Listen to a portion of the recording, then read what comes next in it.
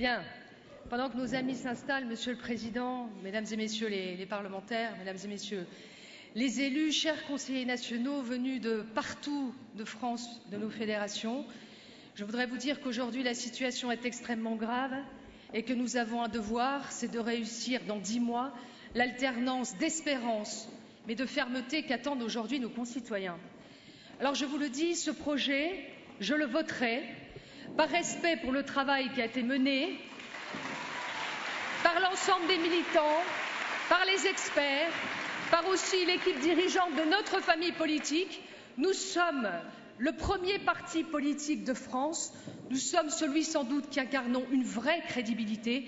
Et quel parti aurait une existence s'il n'avait pas un projet formulé, un socle formulé, qui après n'engage pas obligatoirement sur toutes les propositions les candidats à la primaire, mais qui au moins est la vitrine du travail que nous avons pu réaliser ensemble.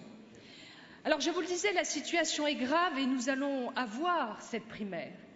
Primaire qui ne doit pas être primaire, parce que nous avons sans doute des divergences de vues, nous avons besoin de différents candidats. Essayons de nous respecter les uns les autres et essayons d'avoir une divergence à la fois d'idées, de parcours, de personnalités, pour qu'au moins cette primaire qui existe intéresse les Français. D'ailleurs, je constate que cette primaire intéresse plus les Républicains puisque nous ferons une primaire entre nous. J'entends nos partenaires centristes, les autres centristes, ceux qui ne sont pas avec nous dire que le projet ne les engage pas, qu'ils ne participeront pas à la primaire, mais que pour beaucoup d'entre eux, certains iront voter à cette primaire. J'entends beaucoup de mobilisation quand il s'agit d'avoir des postes pour les élections législatives ou pour figurer sur les listes régionales. J'entends moins de mobilisation à dire qu'ensemble, nous allons sauver la France. Alors, chers amis, en France, la situation est tellement grave que les barbares décapitent un chef d'entreprise. En France, les barbares abattent nos enfants en plein spectacle, des clients insouciants sur les terrasses des cafés. En France, les barbares assassinent un policier et sa compagne chez eux, devant le regard de leurs enfants. En France, la place de la République est devenue un immense urinoir où la nuit debout d'agitateurs est devenue un cauchemar pour les riverains. Les casseurs redoublent de violence, les manifestations ne sont pas contenues, les lois ne sont plus respectées, l'autorité de l'État est bafouée au quotidien. En France, le chômage explose et notre croissance est en berne. Mais pour François Hollande, président actuel de la France, ça va mieux. Mes chers amis, nous avons 10 mois à subir un chef d'État qui se complaît dans le déni et l'impuissance. Son levier d'action reste en permanence la dépense publique. À croire qu'avec ses promesses intenables de baisse d'impôts, après les avoir tant augmentés, il se délecte dans la posture d'un simple Père Noël après celle de Père Fouettard. Nous avons 10 mois pour nous préparer à une alternance porteuse d'espoir. Mais attention, les Français, comme les Anglais et les autres peuples européens sont excédés par des dirigeants incapables de leur apporter la protection et la prospérité qu'ils attendent. Leur jugement sera cinglant. Il y a fort à parier qu'avec le même référendum en France, les Français auraient voté comme les Britanniques. Sortons du politiquement correct qui ne plaît qu'à la classe médiatico-politique, qu'aux énarques et à tous ceux qui veulent prendre le peuple en otage par leur bien-pensance, si lointaine du bon sens et des préoccupations des Français. Croyez-vous qu'il soit digne de la France de se plier à une politique de quotas de migrants qui, au final, vient grossir la jungle de Calais, participe au développement des bidonvilles sur notre territoire? Et que dire de la perspective d'un camp de migrants à Paris, annoncé par le maire de Paris. Paris, capitale de la France, vitrine de notre pays. Cette décision irresponsable impacte toute la France. Elle démontre l'impuissance du gouvernement à endiguer la vague migratoire de masse que nous subissons. L'alternance devra être porteuse d'espoir, je vous l'ai dit, mais ferme. Je dis non à l'implantation d'un camp de réfugiés au cœur de Paris. Notre famille politique doit avoir une position claire sur cette question. Ne nous y trompons pas, les Français ont toujours été un peuple accueillant, mais ils ne supportent plus que soit bafouée sa culture, son identité, son mode de vie, ses lois. Comment accueillir dignement chez nous quand on détruit notre maison de l'intérieur?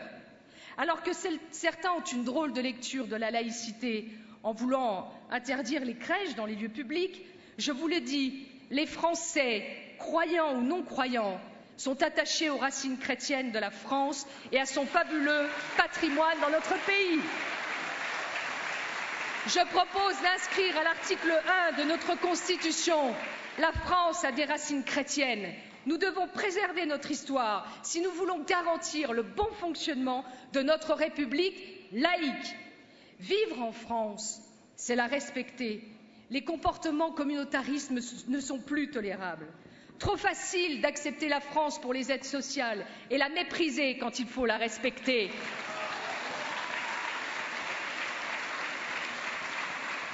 Je propose de durcir la loi que nous avons adoptée sur l'interdiction du port du voile intégral. En cas de récidive, je vous le dis, en cas de récidive, nous n'avons pas à hésiter. Il faudra suspendre les droits civiques et les droits sociaux de ceux qui ne veulent pas se plier à notre culture. On ne peut pas porter le voile intégral et aller chercher les allocations familiales ou l'APL. Et à un moment, il faut choisir.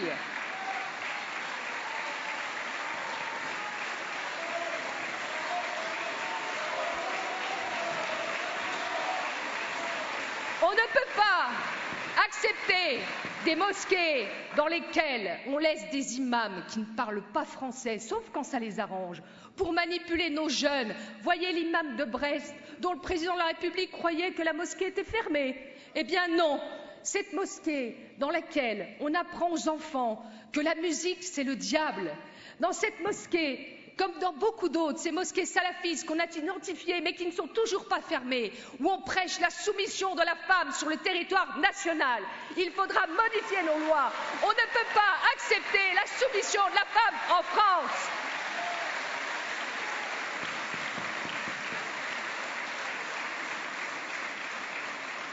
Alors je vous le dis, je suis très triste de ce qui s'est passé au Royaume-Uni. Je crois profondément à l'Europe, comme Françoise Grossetête. Je suis lorraine. Je viens d'une région à 3 frontières, où il y a énormément de cimetières militaires, dont celui d'Andilly, près de chez moi, 36 000 soldats allemands qui sont couchés en dessous, l'équivalent de la ville de Toul et toute la communauté de communes aux alentours. La construction de l'Europe avait de vrais architectes. La réconciliation allemande est notre bien le plus précieux. La construction européenne a été gage de paix pendant 70 ans. J'appartiens à la première génération qui n'a pas connu la guerre. Je ne veux pas que mes enfants la connaissent, ni mes petits-enfants. Nous devons protéger cette Europe. Mais pour protéger cette Europe, nous devons aussi arrêter cette Commission européenne qui se croit toute puissante alors qu'elle n'a pas la légitimité démocratique et qui impose des quotas de migrants au peuple. Nous devons protéger nos frontières extérieures, tout comme nous devons protéger l'espace Schengen, qui est une vraie avancée. Et dans ma région, on en sait quelque chose parce que nous n'avons plus ces kilomètres de bouchons à la frontière pour pouvoir aller travailler. Les transfrontaliers, qui sont à peu près 60 000 à aller travailler par jour au Luxembourg, le savent bien. J'en termine par dire que les frontières extérieures, évidemment, il faut les protéger. C'est essentiel, mais ça n'est pas suffisant. Il faut arrêter de faire prendre des vessies pour des lanternes à nos compatriotes. Ce qu'a dit Alain Joyandet est tout à fait exact. Il faudra que l'Europe protège ses frontières, qu'elle réforme l'espace Schengen, mais qu'elle ait une vraie politique de co-développement avec l'Afrique.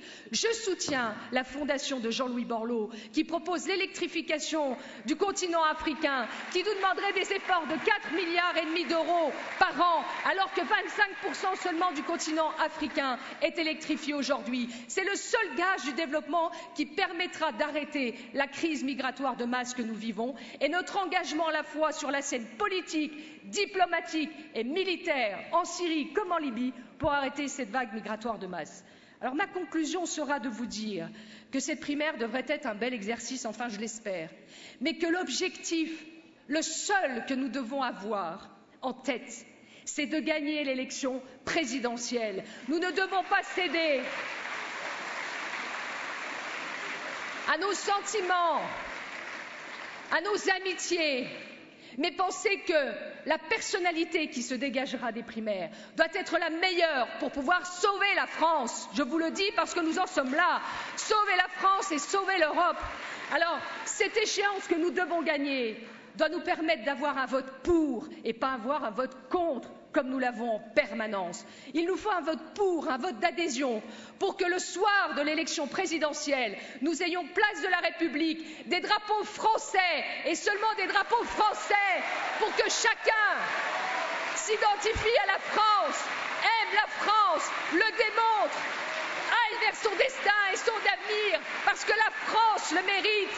Et nous devons tous ensemble donner cet amour de la France, parce que la France est une grande puissance. Merci.